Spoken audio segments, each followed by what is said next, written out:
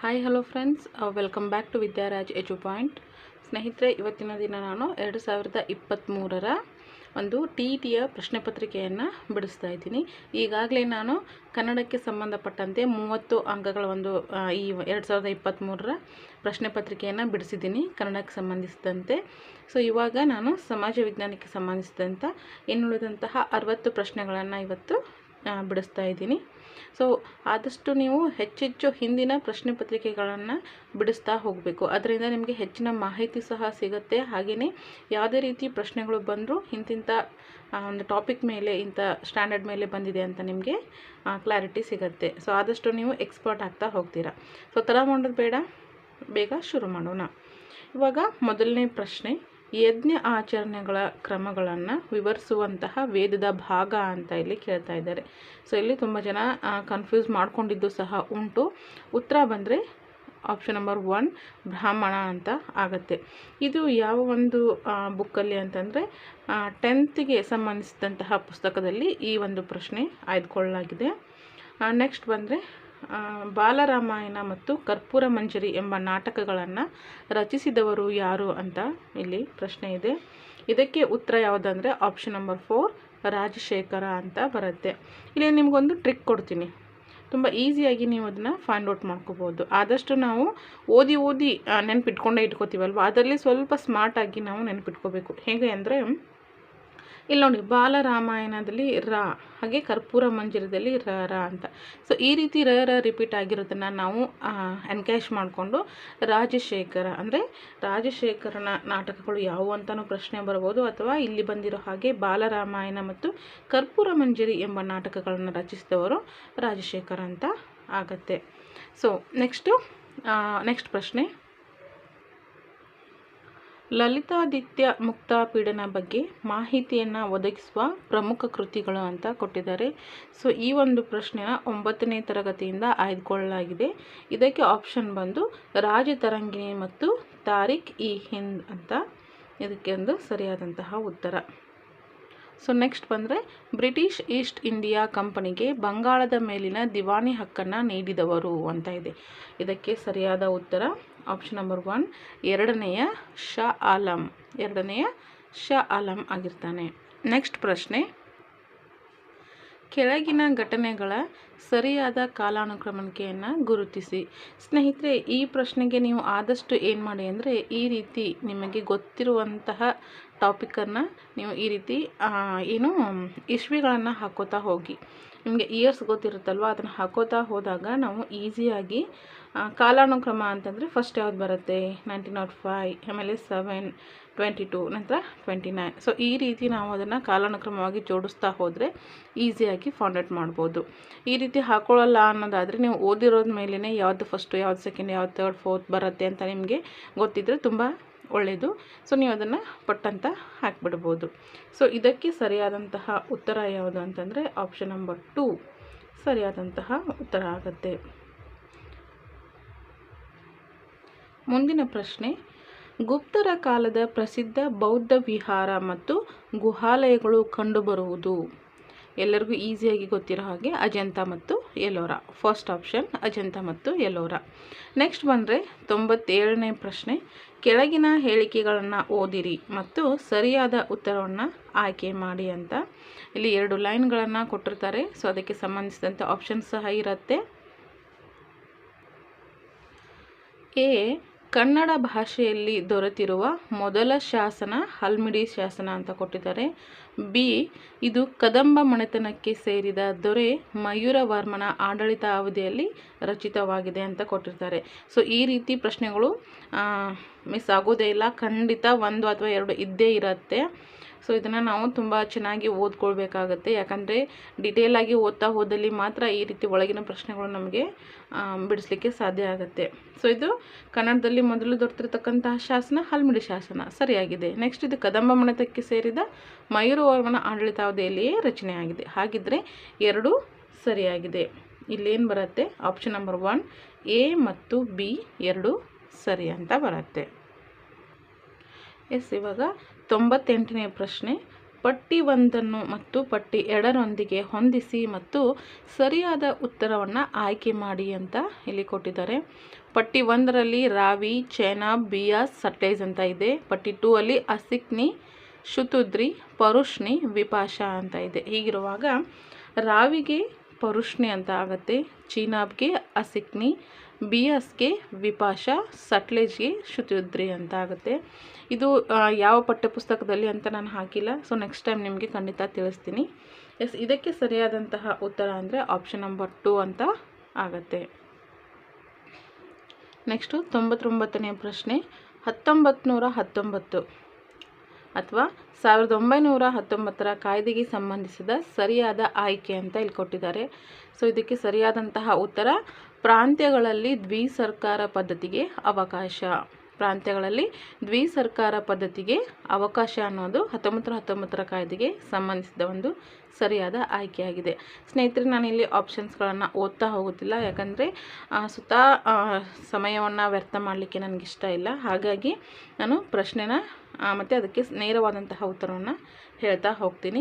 ಈಗಾಗಲೇ ಇನ್ನೇನು ಕೆಲವೇ ದಿನಗಳು ಮಾತ್ರ ಉಳಿದಿರೋದ್ರಿಂದ ಆದಷ್ಟು ನಾವು ಹಿಂದಿನ ಪ್ರಶ್ನೆ ಪತ್ರಿಕೆಗಳನ್ನ ಆದಷ್ಟು ರಿಪೀಟ್ ಮಾಡ್ತಾ ಹೋಗಬೇಕು. ನೀವೇನು ಅಂದರೆ ಇನ್ನೊಂದು ಇಂಪಾರ್ಟೆಂಟ್ ನೋಟ್ ಏನಂದರೆ, ಆದಷ್ಟು ನೀವು ವಿಧಿಗಳನ್ನು ಅಥವಾ ವಿಧಿಗಳೇನಿರುತ್ತಲ್ಲ, ಸಂವಿಧಾನದ ವಿಧಿಗಳು, ಸೊ ಅವುಗಳನ್ನು ಹೆಚ್ಚೆಚ್ಚು ನೋಡ್ತಾ ಹೋಗಿ. ಸಾಧ್ಯ ಆದರೆ ಒಂದು ಪೇಜ್ನಲ್ಲಿ ಅಥವಾ ಒಂದು ಕಡೆ ನೀವು ಅದನ್ನು ಏನು ಮಾಡ್ಕೊಳ್ಳಿ, ಒಂದು ಲಿಸ್ಟ್ ಔಟನ್ನು ಮಾಡ್ಕೊಳ್ಳಿ. ಈ ರೀತಿ ಮಾಡೋದ್ರಿಂದ ಲಾಸ್ಟ್ ಮೂಮೆಂಟ್ ಇನ್ನೇನು ನಾವು ಎಕ್ಸಾಮ್ಗೆ ಹೋಗ್ತಾ ಇದ್ದೀವಿ ಅನ್ನೋ ಒಂದು ಟೈಮಲ್ಲಿ ಸಹ ಆ ಒಂದು ಕೀ ಪಾಯಿಂಟ್ ನಿಮಗೆ ತುಂಬಾ ಹೆಲ್ಪ್ ಮಾಡುತ್ತೆ.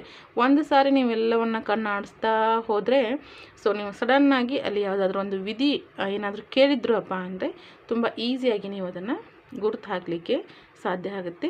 1 ಅಂಕ ನಿಮ್ಮ ಕೈಯಲ್ಲಿರುತ್ತೆ. ಸೊ ಇವಾಗ ನೆಕ್ಸ್ಟ್ ಮುಂದಿನ ಪ್ರಶ್ನೆ ಹೋಗೋಣ. 100ನೇ ಪ್ರಶ್ನೆ. ತೀನ್ ಮೂರ್ತಿ ಹೈಪಾ ಚೌಕ್ ಸಂಬಂಧಿಸಿರುವುದು ಅಂತ. ಇಲ್ಲಿ ನೋಡಲಿಕ್ಕೆ ಎಲ್ಲ ಹೆಸರುಗಳು ಒಂಥರ ಸೇಮ್ ಆಗಿ ಕನ್ಫ್ಯೂಸ್ ಅಂತ ಅನಿಸ್ತಾ ಇರುತ್ತೆ. ಸೊ ನಮಗೆ ಕ್ಲಾರಿಟಿ ಇರಬೇಕು. ಆಪ್ಷನ್ ನಂಬರ್ 4 ಬಂದು ಮೈಸೂರು, ಜೋಧ್ಪುರ್ ಮತ್ತು ಹೈದರಾಬಾದ್ ಲ್ಯಾನ್ಸರ್ಸ್ ಅಂತ ಇದೆ. ಇದು ಪ್ರಶ್ನೆ ಬಂದಿರೋದು 10ನೇ ಪುಸ್ತಕದಿಂದ, 10ನೇ ತರಗತಿಯ ಪುಸ್ತಕದಿಂದ ಈ ಪ್ರಶ್ನೆ ಬಂದಿರತಕ್ಕಂಥದ್ದು. ಕ್ಲಿಯರಾಗಿ ಕಾಣ್ತಾ ಇದೆ ಅಲ್ವಾ? ನೆಕ್ಸ್ಟ್ ಈಗ 101ನೇ ಪ್ರಶ್ನೆ. 2ನೇ ಆಂಗ್ಲೋ ಮೈಸೂರು ಯುದ್ಧವು ಕೊನೆಗೊಂಡ ಒಪ್ಪಂದ ಯಾವುದು ಅಂತ. ಈ 3 ಆಂಗ್ಲೋ ಮೈಸೂರು ಯುದ್ಧಗಳು ನಿಮಗೆ ನೆನಪಿರಬೇಕು. ಯಾವ್ಯಾವ ಯುದ್ಧ ನಡೀತು, ಆನಂತರ ಯಾವ ಯುದ್ಧದಲ್ಲಿ ಯಾವ ಒಂದು ಒಪ್ಪಂದ ಆಯಿತು ಅಂತಕ್ಕಂಥದ್ದನ್ನು ನೀವು ನೆನಪಿಟ್ಕೋಬೇಕು. ಈಗ ಇದಕ್ಕೂ ಒಂದು ಸಹ ಟ್ರಿಕ್ಕನ್ನು ಏನು ಹೇಳಬೇಕು ಅಂತಂದರೆ, ಸಿಂಪಲ್ ಆದಂಥ ಒಂದು ಟ್ರಿಕ್ಕನ್ನು ಹೇಳ್ಕೊಡ್ತೀನಿ. ಆಂಗ್ಲೋ ಮೈಸೂರು ಯುದ್ಧಗಳು ಅದರಲ್ಲಿ ಬರ್ತಕ್ಕಂತಹ ಒಪ್ಪಂದಗಳು 3, ಅಂದರೆ ಮೈಸೂರು ಯುದ್ಧಗಳು 3. 4ನೇದು 1799ನಲ್ಲಿದೆ, ಬಟ್ ಅದು ಯಾವುದು ಒಪ್ಪಂದ ಇಲ್ಲ, ಅದು ಅಲ್ಲಿಗೆ ಅಂತ್ಯ ಆಗಿದೆ. ಹೀಗಿರುವಾಗ 3 ಒಪ್ಪಂದಗಳು ಯಾವುದು? ಮದ್ರಾಸ್ ಒಪ್ಪಂದ 1ನೇದು, ಆನಂತರ 2ನೇದು ಮಂಗಳೂರು ಒಪ್ಪಂದ, 3ನೇದು ಬಂದರೆ ಶ್ರೀರಂಗಪಟ್ಟಣ ಒಪ್ಪಂದ ಅಂತ ಬರುತ್ತೆ. ನಾವು ಅದನ್ನು ತುಂಬ ಈಸಿಯಾಗಿ ಹೇಗೆ ನೆನಪಿಟ್ಕೋಬೇಕು ಅಂತಂದರೆ, ಮದ್ರಾಸ್ದಿಂದ ಮಂಗಳೂರಿಂದ ಮತ್ತು ಶ್ರೀರಂಗಪಟ್ಟಣದಿಂದ ಶ್ರೀ ಅಂತ ನಾವು ಅದನ್ನು ನೆನಪಿಟ್ಕೊಂಡ್ಬಿಟ್ರೆ ಆಂಗ್ಲೋ ಮೈಸೂರು ಯುದ್ಧಗಳ ಒಪ್ಪಂದಗಳು ನಮ್ಮ ಹತ್ರ ಅದರ ಕ್ಲೂ ಸಿಕ್ಬಿಡತ್ತೆ. ಸೊ ಈ ರೀತಿ ನಾವು ಅದನ್ನು ಸ್ಮಾರ್ಟಾಗಿ ಸ್ವಲ್ಪ ಅದರಲ್ಲಿನೇ ವೆರೈಟಿಯಾಗಿ ನಾವು ಏನು ಮಾಡ್ಕೋಬೇಕು ಅಂತಂದರೆ ನೆನಪಲ್ಲಿ ಇಟ್ಕೊಳ್ಳಿಕ್ಕೆ ಪ್ರಯತ್ನ ಪಡಬೇಕು. ಯಾಕಂದರೆ ನಮ್ಮ ಮೆದುಳು ಏನಾಗ್ತದೆ ಅಂದರೆ ತುಂಬ ಕ್ರಿಯೇಟಿವ್ ಆಗಿರೋದ್ರಿಂದ ಹೊಸದನ್ನು ಆದಷ್ಟು ನೆನಪಿಟ್ಕೊಳ್ಳಿಕ್ಕೆ ಸಾಧ್ಯ ಆಗುತ್ತೆ, ಸಹಾಯನೂ ಮಾಡುತ್ತೆ. ಸೊ ಹೀಗೆ ನಾವು ಬೇರೆ ಸ್ವಲ್ಪ ಚೇಂಜಸ್ ಮಾಡಿ ನೆನಪಿಟ್ಕೊಳ್ತಾ ಹೋಗಬೇಕು. ಸೊ ನೆಕ್ಸ್ಟ್ ಬನ್ನಿ 102ನೇ ಪ್ರಶ್ನೆ. ಸರಾಯ್ಘಾಟ್ ಸಂಗ್ರಾಮವು ಇವರ ನಡುವೆ ನಡೆಯಿತು. ಸರಾಯ್ಘಾಟ್ ಸಂಗ್ರಾಮವು ಇವರ ನಡುವೆ ನಡೆಯಿತು. ಯಾರು? ಸೊ ಈ ಪ್ರಶ್ನೆ ಬಂದಿರತಕ್ಕಂಥದ್ದು 9ನೇ ತರಗತಿಯ ಭಾಗ 2ರಿಂದ ಈ ಪ್ರಶ್ನೆ ಬಂದಿರತಕ್ಕಂಥದ್ದು. ಇದಕ್ಕೆ ಉತ್ತರ ಮೊಘಲರು ಮತ್ತು ಅಹೋಮರು ಆಗಿರ್ತಾರೆ. ಸೊ ಅದಾದ ನಂತರ ನೆಕ್ಸ್ಟ್ 103ನೇ ಪ್ರಶ್ನೆ. 103ನೇ ಪ್ರಶ್ನೆ. ಸಂಸತ್ತಿನ ರಚನೆಗೆ ಅವಕಾಶ ಕಲ್ಪಿಸಿರುವ ಸಂವಿಧಾನದ ವಿಧಿ ಅಂತ. ಸಂಸತ್ತಿನ ರಚನೆಗೆ ಅವಕಾಶ ಕಲ್ಪಿಸತಕ್ಕಂತಹ ಸಂವಿಧಾನದ ವಿಧಿ ಯಾವುದು? ಇಲ್ಲಿ ನೋಡಿ, ನಾವು 352 ಅಂತಂದರೆ ಏನು ಹೇಳ್ತೀವಿ? ರಾಜ್ಯದ ಒಂದು ಹಣಕಾಸಿನ ತುರ್ತು ಪರಿಸ್ಥಿತಿ ಏನಿರುತ್ತಲ್ವ, ಸೊ ಅದನ್ನು ನಾವು ಇಲ್ಲಿ ಹೇಳ್ತೀವಿ. ಆದರೆ ಇದು 352 ಬರ್ತಕ್ಕಂಥದ್ದು ರಾಷ್ಟ್ರದ್ದಾಗಿರುತ್ತೆ. ಆನಂತರ 356 ಈ ವಿಧಿ ರಾಜ್ಯದ್ದಾಗಿರುತ್ತೆ. ಅದಾದ ನಂತರ 360ನೇದ್ದು ಹಣಕಾಸಿನ ತುರ್ತು ಪರಿಸ್ಥಿತಿ ಆಗಿರುತ್ತೆ. ಸೊ ಈ ರೀತಿ ಬರ್ತಕ್ಕಂಥವನ್ನ ನೀವು ನೆನ್ಪಿಟ್ಕೊಳ್ಬೇಕು. ಸೊ ಇವಾಗ ಸಂಸತ್ತಿನ ರಚನೆಗೆ ಅವಕಾಶ ಕಲ್ಪಿಸಿರುವಂತಹ ಸಂವಿಧಾನದ ವಿಧಿ ಬಂದು 79 ಅಂತ, ಅಂದರೆ 4ನೇ ಆಪ್ಷನ್ ಬಂದು 79 ಅಂತ ಆಗುತ್ತೆ. ಸೊ ನೆಕ್ಸ್ಟ್ ಈಗ 104ನೇ ಪ್ರಶ್ನೆ. ಭಾರತದ ಸರ್ವೋಚ್ಚ ನ್ಯಾಯಾಲಯವು ಅಸ್ತಿತ್ವಕ್ಕೆ ಬಂದದ್ದು. ಭಾರತದ ಸರ್ವೋಚ್ಚ ನ್ಯಾಯಾಲಯವು ಅಸ್ತಿತ್ವಕ್ಕೆ ಬಂದದ್ದು. ಇಲ್ಲಿ ನೋಡಿ ಎಷ್ಟು ಕನ್ಫ್ಯೂಸ್ ಆಗಿ ಕೊಟ್ಟಿದ್ದಾರೆ ಅಂತ. ಸ್ವಲ್ಪ ನಾವು ಕ್ಲಾರಿಟಿಯಿಂದ ಇದ್ದರೆ ತುಂಬ ಒಳ್ಳೆಯದು. ಯಾಕಂದರೆ ನಮ್ಗೆ ಏನಾಗುತ್ತೆ, ಓದುವಾಗ ತುಂಬ ಈಸಿ ಅನಿಸುತ್ತೆ. ನನಗಿದು ಬರುತ್ತಪ್ಪ, ತುಂಬ ಈಸಿ ಇದೆ ಅಂತ ಅನಿಸುತ್ತೆ. ಸೊ ನೆಕ್ಸ್ಟ್ ಏನಾಗುತ್ತೆ ಅಂದರೆ ನಮಗೆ ಈ ರೀತಿ ಕ್ವಶನ್ ಪೇಪರಲ್ಲಿ ನೋಡಿದಾಗ ಏನಾಗುತ್ತೆ, ಎಲ್ಲವೂ ಸಹ ಕನ್ಫ್ಯೂಸ್ ಆಗುತ್ತೆ. ನಮ್ಮದು ಮೈಂಡ್ ಏನಾಗುತ್ತೆ, ಫುಲ್ ಬ್ಲ್ಯಾಂಕ್ ಆದವ್ರ ಥರ ಆಗೋಗುತ್ತೆ. ಸೊ ಆವಾಗ ನೀವೇನು ಮಾಡಬೇಕು ಅಂದರೆ ಕ್ಲಿಯರಾಗಿ ಓದ್ತಾ ಹೋದರೆ ನೀವೇನು ಓದಬೇಕು, ಭಾರತದ ಸರ್ವೋಚ್ಚ ನ್ಯಾಯಾಲಯ ಅಸ್ತಿತ್ವಕ್ಕೆ ಬಂದಿದ್ದು ಜನವರಿ 28, 1950. ಸೊ ಈ ರೀತಿ ಅದನ್ನು ಒಂದೇ ಲೈನಲ್ಲಿ ಓದ್ಕೊಂಡಿದ್ರೆ ಏನಾಗುತ್ತೆ, ಭಾರತ ಸರ್ವೋಚ್ಚ ನ್ಯಾಯಾಲಯ ಅಸ್ತಿತ್ವಕ್ಕೆ ಬಂದಿದ್ದು ಜನವರಿ 28, 1950 ಅಂತ ಕ್ಲಾರಿಟಿಯಾಗಿ, ಸೊ ಕ್ಲಿಯರಾಗಿ ನಿಮಗೆ ನಿಮ್ಮ ಬಾಯಿಂದನೇ ಬಂದುಬಿಡತ್ತೆ. ಸೊ ಈಸಿಯಾಗಿ ಹಾಗೆ ಆದರೆ ನಮಗೆ ಏನೂ ಕನ್ಫ್ಯೂಸ್ ಆಗೋದಿಲ್ಲ.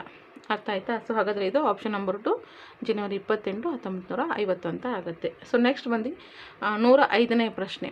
ವಿಶ್ವಸಂಸ್ಥೆಯ ಸ್ಥಾಪನೆಗೆ ಕಾರಣರಾದ ನಾಯಕರ ಸರಿಯಾದಂತಹ ಗುಂಪು. ವಿಶ್ವಸಂಸ್ಥೆಗೆ ಸ್ಥಾಪನೆಗೆ ಕಾರಣರಂಥ ನಾಯಕರ ಸರಿಯಾದ ಗುಂಪು ಯಾವುದಾಗುತ್ತೆ ಅಂದರೆ ಇದನ್ನು ಸಹ ನೀವೇನು ಮಾಡಬೇಕು, ಜೋಸೆಫ್ ಸ್ಟಾಲಿನ್ನು, ವಾಷಿಂಗ್ಟನ್ನು. ಸೊ ಈ ರೀತಿ ಏನು ಕನ್ಫ್ಯೂಸ್ ಮಾಡ್ಕೊಳ್ಳಿಕ್ಕೆ ಹೋಗಬಾರ್ದು. ಲಾಸ್ಟ್ದೇನಿರುತ್ತಲ್ವ ಹೆಸರು ಅದನ್ನಷ್ಟು ನೆನ್ಪಿಟ್ಕೊಂಡ್ಬಿಡ್ಬೇಕು.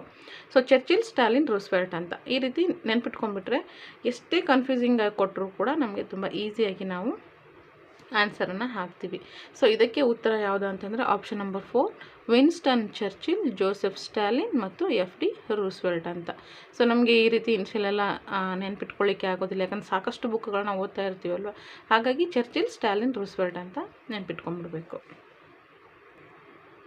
ಸೊ ಈಗ 106ನೇ ಪ್ರಶ್ನೆ. ಆಹಾರ ಮತ್ತು ಕೃಷಿ ಸಂಸ್ಥೆಯ ಪ್ರಧಾನ ಕಚೇರಿ. ಆಹಾರ ಮತ್ತು ಕೃಷಿ ಸಂಸ್ಥೆಯ ಪ್ರಧಾನ ಕಚೇರಿ ಇರುವುದು. ಇದನ್ನು ಫುಡ್ ಆ್ಯಂಡ್ ಅಗ್ರಿಕಲ್ಚರ್ ಅಂತಲೂ ಸಹ ಕೇಳ್ಬೋದು. FAO, food and agriculture organisation ಅಂತ. ಸೊ ಈ ರೀತಿಯಾಗಿ ಅವರು ಕೇಳಿದ್ರು ನೀವು ಈಸಿಯಾಗಿ ಅದನ್ನು ನೆನ್ಪಿಟ್ಕೋಬೇಕು. ಸೊ ನಾನು 1945 ಅಂತಲೂ ಸಹ ಇಲ್ಲಿ ಬರೆದಿದ್ದೀನಿ. ಸೊ ಈ ಒಂದು ಪ್ರಶ್ನೆ ಬಂದಿರೋದು 10ನೇ ತರಗತಿಯ ಒಂದು ಪಠ್ಯಪುಸ್ತಕದಿಂದ. ಸೊ ಆಹಾರ ಮತ್ತು ಕೃಷಿ ಸಂಸ್ಥೆ ಪ್ರಧಾನ ಕಚೇರಿ ಇರುವುದು ರೋಮ್ನಲ್ಲಿ ಅಂತ. ಸೊ ಉಳಿದಂಥವೆಲ್ಲ ಬರುತ್ತೆ, WHO, ಸೊ ಈ ರೀತಿ ಯುನೆಸ್ಕೋ, ಯುನಿಸೆಫ್ ಈ ರೀತಿ ಎಲ್ಲ ಬರುತ್ತೆ, RBI ಎಲ್ಲ. ಸೊ ಅವುಗಳದ್ದು ಒಂದು ಸಹ ನೀವು ಕೇಂದ್ರ ಕಚೇರಿ ಆಗಿರ್ಬೋದು. ಸೊ ಯಾವಾಗ ಸ್ಥಾಪನೆ ಆಯಿತು ಅಂತಕ್ಕಂಥದ್ದನ್ನು ಸಹ ನೆನ್ಪಿಟ್ಕೊಳ್ಬೇಕಾಗತ್ತೆ. ಯಾವಾಗ ಯಾವ ಪ್ರಶ್ನೆ ಬರುತ್ತೆ ಅಂತ ಹೇಳಲಿಕ್ಕಾಗೋದಿಲ್ಲ. ನಾವು ಆದಷ್ಟು ತಯಾರಿ ಇದ್ದರೆ ಯಾವ ಪ್ರಶ್ನೆ ಬಂದ್ರೂ ತುಂಬ ಈಸಿಯಾಗಿ ಅದನ್ನು ಸಾಲ್ಟ್ ಔಟ್ ಮಾಡ್ಕೋಬೋದು ಅಲ್ವಾ. ಸೊ ನೆಕ್ಸ್ಟ್ ಬನ್ನಿ 107ನೇ ಪ್ರಶ್ನೆ. 1971ರಲ್ಲಿ 20 ವರ್ಷಗಳ ಶಾಂತಿ, ಮೈತ್ರಿ ಹಾಗೂ ಸಹಕಾರ ಒಪ್ಪಂದಕ್ಕೆ ಸಹಿ ಹಾಕಿದಂತಹ ದೇಶಗಳು. ಆಪ್ಷನ್ ನಂಬರ್ 1 ಭಾರತ ಮತ್ತು ರಷ್ಯಾ. ಯಾವುದು ಸಹ ಅಷ್ಟು ಕನ್ಫ್ಯೂಸ್ ಆಗೋದಿಲ್ಲ. ಸೊ ಭಾರತ ಮತ್ತು ರಷ್ಯಾ ಅಂತಕ್ಕಂಥದ್ದು ತುಂಬ ಈಸಿಯಾಗಿ ನಮಗೆ ಸಿಗುತ್ತೆ. ಸೊ ಇದು ಪ್ರಶ್ನೆ ಬಂದಿರೋದು 10ನೇ ತರಗತಿಯ ಪಠ್ಯಪುಸ್ತಕದಿಂದ. ಸೊ ನೆಕ್ಸ್ಟ್ ಬಂದರೆ 108ನೇ ಪ್ರಶ್ನೆ. ನೆಕ್ಸ್ಟ್ ಪ್ರಶ್ನೆ 108ನೇ ಪ್ರಶ್ನೆ. ಕೆಳಗಿನ ಹೇಳಿಕೆಗಳನ್ನು ಓದಿರಿ ಮತ್ತು ಸರಿಯಾದ ಉತ್ತರವನ್ನು ಆಯ್ಕೆ ಮಾಡಿ ಅಂತ. ಎ ಬಂದು ನಮ್ಮ ಸಂವಿಧಾನದ 42ರ ತಿದ್ದುಪಡಿಯಲ್ಲಿ ಮೂಲಭೂತ ಕರ್ತವ್ಯಗಳನ್ನು 1976ರಲ್ಲಿ ಅಳವಡಿಸಲಾಗಿದೆ ಅಂತ ಇದೆ. ಬಿ ಸಂವಿಧಾನದ ಪರಿಚ್ಛೇದ 51A ಮೂಲಭೂತ ಕರ್ತವ್ಯಗಳು ಸೇರಿಸಲ್ಪಟ್ಟಿವೆ ಅಂತ ಇದೆ. ಸೊ ಕ್ಲಿಯರಾಗಿ ಕಾಣ್ತಾ ಇದೆ ಅಂತ ಅಂದ್ಕೊತೀನಿ. ಓಕೆ, ಇದಕ್ಕೆ ಆಪ್ಷನ್ ಬಂದು 1 A ಮತ್ತು B ಎರಡೂ ಸರಿ. ಹೌದು, ಸಂವಿಧಾನದ 42ನೇ ತಿದ್ದುಪಡಿಯಲ್ಲಿ ಮೂಲಭೂತ ಕರ್ತವ್ಯಗಳನ್ನು 1976ರಲ್ಲಿ ಅಳವಡಿಕೆ ಮಾಡಲಾಗಿದೆ. ಹೌದು, ಸಂವಿಧಾನದ ಪರಿಚ್ಛೇದ ಯಾವುದರಲ್ಲಿ ಅಂದರೆ 51A ಮೂಲಭೂತ ಕರ್ತವ್ಯಗಳನ್ನು ಇಲ್ಲಿ ಏನಾಗಿದೆ ಅಂದರೆ ಸೇರಿಸಲ್ಪಟ್ಟಿದೆ. ಸೊ ಇದನ್ನು ಅರ್ಥ ಮಾಡ್ಕೋಬೇಕು, ಆಯ್ತಲ್ವಾ. ಸೊ ನೆಕ್ಸ್ಟು 109ನೇ ಪ್ರಶ್ನೆ ನೋಡೋಣ. ವಿಡಿಯೋ ತುಂಬ ಲೆಂಗ್ತಿ ಆಗ್ತಾಯಿದೆ, ಸ್ವಲ್ಪ ಫಾಸ್ಟಾಗಿ ಹೋಗೋಣ. ನೆಕ್ಸ್ಟು ಭಾರತದ ಪೌರತ್ವ ಕಾಯ್ದೆ ಜಾರಿಗೆ ಬಂದ ವರ್ಷ. Option number 3 1955. ನೆಕ್ಸ್ಟು 110ನೇ ಪ್ರಶ್ನೆ. ಭಾರತದ ವಾಯುಪಡೆಗೆ ತರಬೇತಿ ನೀಡುವ ಪ್ರಮುಖ ಕೇಂದ್ರಗಳು ಯಾವುವು ಅಂತಂದರೆ ಆಪ್ಷನ್ ನಂಬರ್ 2 ಬೆಂಗಳೂರು ಮತ್ತು ಹೈದರಾಬಾದ್. 111ನೇ ಪ್ರಶ್ನೆ, ಕೆಳಗಿನ ವಾಕ್ಯಗಳನ್ನು ಓದಿರಿ ಮತ್ತು ಗ್ರಾಮ ಸಮುದಾಯದ ಲಕ್ಷಣಗಳಿಗೆ ಸಂಬಂಧಿಸಿದಂತೆ ಸರಿಯಾದ ಉತ್ತರವನ್ನು ಆಯ್ಕೆ ಮಾಡಿ ಅಂತ. ಚಿಕ್ಕ ಗಾತ್ರದ ಕುಟುಂಬ, ಸಾಮಾಜಿಕ ಐಕ್ಯತೆ, ಅನಾಮಿಕತೆ ಮತ್ತು ಸರಳತೆ ಅಂತ ಇದೆ. ಗ್ರಾಮ ಸಮುದಾಯದ ಲಕ್ಷಣಕ್ಕೆ ಯಾವ ಸಂಬಂಧಿಸಿರುತ್ತೆ? ಸೊ ಅದನ್ನು ನಾವಿಲ್ಲಿ ನೋಡ್ಕೋಬೇಕಾಗುತ್ತೆ. ಸ್ವಲ್ಪ ಇದಕ್ಕೆ ಓದಿದರೆ ತುಂಬ ಈಸಿ. ಅಕಸ್ಮಾತ್ ಗೆಸ್ ಮಾಡಿ ನೀವೇನಾದರೂ ಹಾಕ್ತಾ ಇದ್ದರೆ ಸ್ವಲ್ಪ ಓದ್ಕೊಂಡು ಹಾಕಿ. ಇಲ್ಲೇನಾಗುತ್ತೆ ಅಂದರೆ ಗ್ರಾಮ ಸಮುದಾಯದ ಲಕ್ಷಣಕ್ಕೆ ಸಂಬಂಧಿಸಿದಂತೆ ಅಂತಂದರೆ ಸಾಮಾಜಿಕ ಐಕ್ಯತೆ ಇರಬೇಕು, ಅದಾದ ನಂತರ ಸರಳತೆ ಇರಬೇಕು. ಸೊ ಆಪ್ಷನ್ ನಂಬರ್ 4 ಬಿ ಮತ್ತು ಡಿ ಮಾತ್ರ ಸರಿ ಅಂತ ಇಲ್ಲಿ ನಾವು ಹಾಕ್ತೀವಿ. ಸೊ ಕಾಣ್ತಾ ಇದೆಯಲ್ವಾ ಸರಿಯಾಗಿ? ಯಾಕೋ ಸ್ವಲ್ಪ ಬ್ಲರ್ ಅನ್ನಿಸ್ತಾ ಇದೆ. ಓಕೆ, ನೆಕ್ಸ್ಟ್ ಪ್ರಶ್ನೆ ನೋಡೋಣ. ನೆಕ್ಸ್ಟ್ ಪ್ರಶ್ನೆ, ಕೆಳಗಿನ ಹೇಳಿಕೆಗಳನ್ನು ಓದಿರಿ. ಎ ಏನು ಕೊಟ್ಟಿದ್ದಾರೆ? ಇವರು ಬ್ರಿಟಿಷ್ ಸಮಾಜಶಾಸ್ತ್ರಜ್ಞರು ಅಂತ. ಬಿ, ಇವರು ಸಮಾಜದ ವಿಕಾಸವನ್ನು ಅಧ್ಯಯನ ಮಾಡಿದರು ಅಂತ ಇದೆ. ಈ ಮೇಲಿನ ಹೇಳಿಕೆಗೆ ಸಂಬಂಧಿಸಿರುವುದು ಯಾರಿಗೆ ಸಂಬಂಧಿಸಿದೆ? ಆಪ್ಷನ್ ನಂಬರ್ 3 ಹರ್ಬರ್ಟ್ ಸ್ಪೆನ್ಸರ್ ಅವ್ರಿಗೆ ಈ ಮಾಹಿತಿ ಸಂಬಂಧಿಸಿದೆ. ಸಮಾಜಶಾಸ್ತ್ರಜ್ಞರು ಇವರೆಲ್ಲರೂ ಹೌದು. ಸೊ ಅದರಲ್ಲಿ ಸಮಾಜದ ವಿಕಾಸವನ್ನು ಅಧ್ಯಯನ ಮಾಡಿದವರು ಯಾರಂದರೆ ಹರ್ಬರ್ಟ್ ಸ್ಪೆನ್ಸರ್ ಅವರು ಆಗ್ತಾರೆ. ಆನಂತರ ಸಮಾಜಶಾಸ್ತ್ರದ ಬೆಳವಣಿಗೆಯ ಪಿತಾಮಹ ಅಂತ ಎಮಿಲಿ ಡರ್ಕಿಮ್ ಅವರು ಇವ್ರಿಗೆ ಹೇಳ್ತಾರೆ. ಅದಂತರ ಸಮಾಜಶಾಸ್ತ್ರಜ್ಞರು ಯಾರು ಅಂತಂದರೆ ಆಗಸ್ಟ್ ಕಾಮ್ಟೆ ಅವರು ಸಮಾಜಶಾಸ್ತ್ರದ ಪಿತಾಮಹರಾಗಿರ್ತಾರೆ. ಇವರು ಸಮಾಜಶಾಸ್ತ್ರ ಪಿತಾಮಹರಾದರೆ ಇವರು ಬೆಳವಣಿಗೆಯ ಪಿತಾಮಹರಾಗಿರ್ತಾರೆ. ಸೊ ಇವರು ಬಂದು ಅದರ ವಿಕಾಸವನ್ನು ಅಧ್ಯಯನ ಮಾಡಿದವರು ಆಗಿರ್ತಾರೆ. ಸೊ ನೆಕ್ಸ್ಟ್ ಮುಂದಿನ ಪ್ರಶ್ನೆ, ಕೆಳಗಿನ ವಾಕ್ಯಗಳನ್ನು ಓದಿರಿ. ಎ, ಸಾಮಾಜಿಕ ಹಾಗೂ ಆರ್ಥಿಕ ಪರಿವರ್ತನೆ. ಬಿ, ಸಮಾಜದ ಎಲ್ಲ ಅಂಗಗಳಲ್ಲಿಯೂ ಶ್ರಮ ವಿಭಜನೆ. ಈ ಮೇಲಿನ ಲಕ್ಷಣಗಳು ಸಂಬಂಧಿಸಿರುವುದು ಬೇಟೆಯಾಡುವ ಮತ್ತು ಆಹಾರ ಸಂಗ್ರಹಿಸುವ ಸಮಾಜ, ಪಶುಪಾಲನಾ ಸಮಾಜ ಮತ್ತು ಕೃಷಿ ಸಮಾಜ, ಕೈಗಾರಿಕಾ ಸಮಾಜ ಅಂತ ಇದೆ. ಆರ್ಥಿಕ ಪರಿವರ್ತನೆ ಮತ್ತು ಸಮಾಜದ ಎಲ್ಲ ಅಂಗಗಳಲ್ಲಿಯೂ ಶ್ರಮ ವಿಭಜನೆ ಆಗ್ತಕ್ಕಂಥದ್ದು ಯಾವುದು ಅಂದರೆ ಆಪ್ಷನ್ ನಂಬರ್ 4 ಕೈಗಾರಿಕಾ ಸಮಾಜ ಅಂತ ಹೇಳ್ತೀವಿ. ಸೊ ನೆಕ್ಸ್ಟ್ ಮುಂದಿನ ಪ್ರಶ್ನೆ,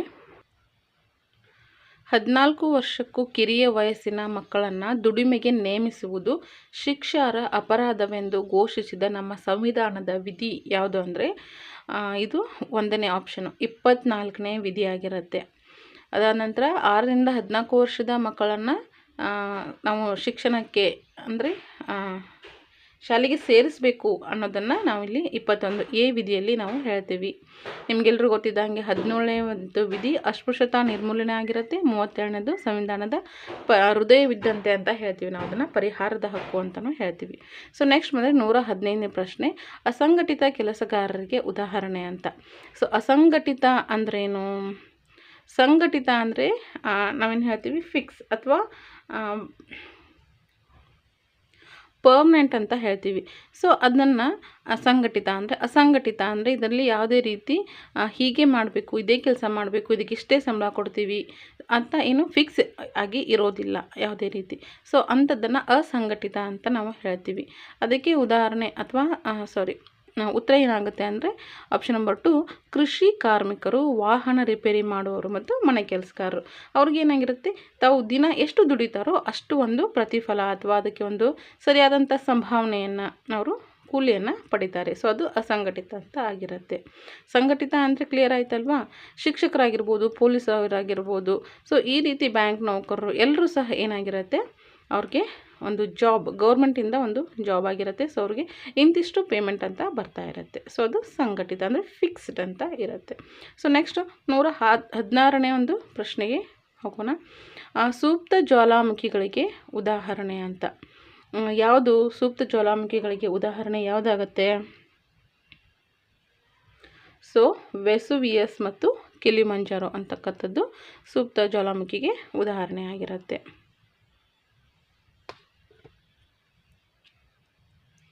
ನೆಕ್ಸ್ಟು 117ನೇ ಪ್ರಶ್ನೆ, ಹಿಮನದಿಯ ಕಣಿವೆಯುದ್ದಕ್ಕೂ 2 ದಡಗಳಲ್ಲಿ ಸಂಚಯವಾಗುವ ಶಿಲಾವಸ್ತುಗಳನ್ನು ಹೀಗೆ ಕರೀತಾರೆ. ಏನಂತ ಕರೀತಾರೆ? ಪಾರ್ಶ್ವ ಶಿಲಾ ನಿಚಯ ಅಂತ ಕರೀತಾರೆ.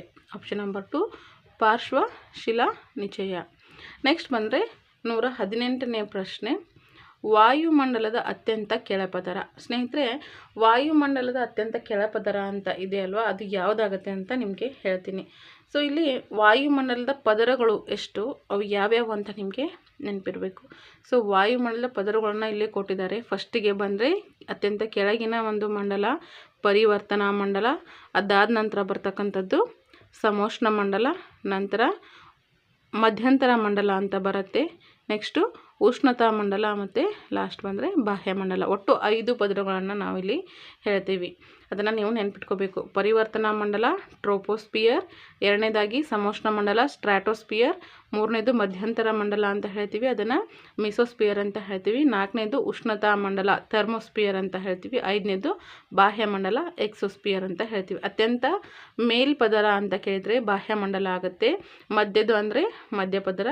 ಸೊ ಫಸ್ಟ್ಗೆ ಬರ್ತಕ್ಕಂಥದ್ದು ಪರಿವರ್ತನಾ ಮಂಡಲ. ಈ ಪ್ರಶ್ನೆಗೆ ಸರಿಯಾದ ಉತ್ತರ ಆಪ್ಷನ್ ನಂಬರ್ 4 ಪರಿವರ್ತನಾ ಮಂಡಲ ಆಗಿರುತ್ತೆ.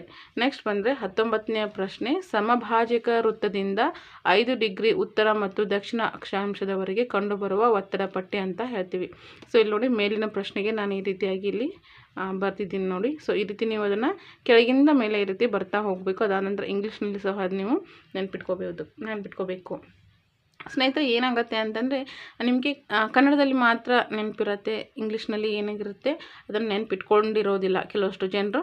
ಸೊ ಸಡನ್ನಾಗಿ ಏನು ಮಾಡ್ತಾರೆ ಅಂತಂದರೆ ಟ್ರೋಪೋಸ್ಪಿಯರ್ ವಾಯುಮಂಡಲದ ಎಷ್ಟನೇ ಪದರ ಅಂತ ಕೇಳ್ಬೋದು, ಅಥವಾ ಇದು ಕನ್ನಡದಲ್ಲಿ ಇದಕ್ಕೆ ಏನಂತಾರೆ ಅಂತಲೂ ಸಹ ಪ್ರಶ್ನೆ ಬರ್ಬೋದು, ಹೇಳಲಿಕ್ಕಾಗೋದಿಲ್ಲ. ಸೊ ಎಲ್ಲ ರೀತಿಯಿಂದ ನಾವು ತಯಾರಿರೋದು ತುಂಬ ಒಳ್ಳೆಯದು. ಇವಾಗ ಈ ಪ್ರಶ್ನೆಗೆ ಉತ್ತರ ಏನು ಅಂತಂದರೆ ಆಪ್ಷನ್ ನಂಬರ್ 1 ಸಮಭಾಜಕ ವೃತ್ತದ ಕಡಿಮೆ ಒತ್ತಡ ಪಟ್ಟಿ ಅಂತ ಹೇಳ್ತೀವಿ. ಸೊ ಇಲ್ಲಿ ಏನಾದರೂ ಡೌಟ್ಸ್ ಇದ್ದರೆ ನೀವು ಖಂಡಿತ ಕಾಮೆಂಟ್ ಬಾಕ್ಸಲ್ಲಿ ಕೇಳ್ಬೋದು. ಸೊ ನಾವು ವಿಡಿಯೋ ತುಂಬ ಲೆಂಗ್ತಿ ಆಗ್ತಾಯಿದೆ ಅಂತ ನಾನು ಸ್ವಲ್ಪ ಫಾಸ್ಟಾಗಿ ಹೋಗ್ತಾ ಇದ್ದೀನಿ. 120ನೇ ಪ್ರಶ್ನೆ, ಈ ಕೆಳಗಿನ ಹೇಳಿಕೆಗಳನ್ನು ಓದಿ ಮತ್ತು ಸರಿಯಾದ ಉತ್ತರವನ್ನು ಆಯ್ಕೆ ಮಾಡಿ. ಎ, ಏಷಿಯನ್ ಭೂರಾಶಿಯಲ್ಲಿ ಯುರೋಪ್ ಒಂದು ದೊಡ್ಡ ಪರ್ಯಾಯ ದ್ವೀಪ. ಬಿ, ವಿರೋಪನ್ನ ಪರ್ಯಾಯ ದ್ವೀಪಗಳ ಪರ್ಯಾಯ ದ್ವೀಪ ಅಂತ ಕರೆಯಲಾಗಿದೆ.